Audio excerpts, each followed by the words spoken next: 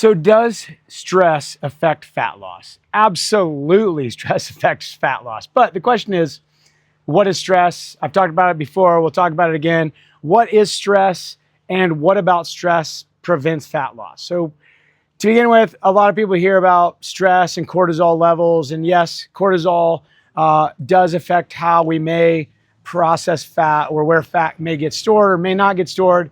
But to me, it's more about what's causing the stress. There's good stress and there's bad stress. When we do an activity or we work out, we're stressing our body, but the benefit of that is we recover from that stress and our body's better than it was before. But it's the chronic stress, the day-to-day stresses that are the problem. Like if our job is stressful, our life is stressful, we're overtraining, we're eating unprocessed foods, we're not eating the right things, then that day-to-day chronic stress is causing the problems. So does stress prevent us from losing fat or gaining muscle? It does, but it's the things that are causing the stress that are then leading to either decisions or poor planning or poor training or poor nutrition that's causing the problems that we want as an end result. So if we want our end result to be gain muscle, or we want our end result to be lose fat or improve sleep or improve productivity day to day, we need to reduce the stress around us because that's preventing us from getting there. But it's not necessarily a direct relationship. So what are the things that cause stress in our life?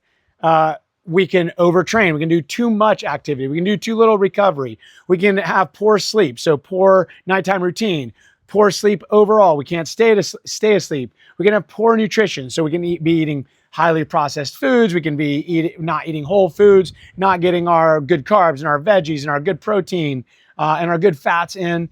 All of those things lead to stress. Now, stress on a chronic level is bad. Stress on well-planned acute levels is really good. Let's stress our body so our body recovers and becomes a little bit better than it was before. And if we do that in the long run, our body is going to get better. So then the question is, what about stress and fat loss? Well, fix the things that are causing the stress, and then you will fix the fat loss if fat loss is the goal, or you'll fix the muscle gain if muscle gain is the goal. So let's make things,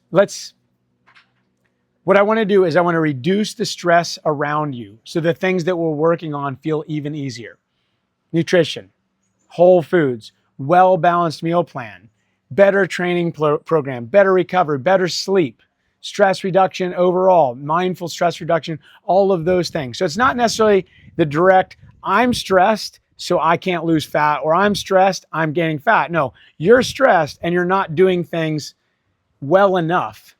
And then it prevents the progression or it causes the regression that you're going to have. So let's set some things up. Let's make things easy for yourself. And from a nutrition standpoint, that may mean just buy the food to assure success. Buy the things. I help with that. We brainstorm with my clients and we're going to set things up for success. I want progress, not perfection. I value convenience over perfection. So if that means that I'm going to have pre-prepared meals, even if they're frozen, so I can assure myself success, then let's do it. Make it easy. Maybe it costs a little bit more, but would you pay a little bit more to almost assure success and reduce the stress around you? People are all worried about measuring stress with their wearable devices and measuring this or that, measuring inflammation. No, set yourself up in just simple ways so that stress, the things that are stressing you out, the things that you have control of that are stressing you out, get reduced. Some things we're not going to be able to reduce the stress around us. Maybe that's with work or maybe that's with family, but we can control stress in certain areas of our life. Let's make those areas easy for us so we can absorb stress in other areas. So does stress cause problems? Yes, but stress also causes great things. Organize your life in a way that the stress is a positive, not a net negative. And that's what I'm here for. I'm an accountability partner. I see my job as 75 to 85% accountability partner. Most people know what to do. They just don't do it. That's what I do on a day-to-day basis with my client. Stay with it. Don't stress out. Don't stress out about it.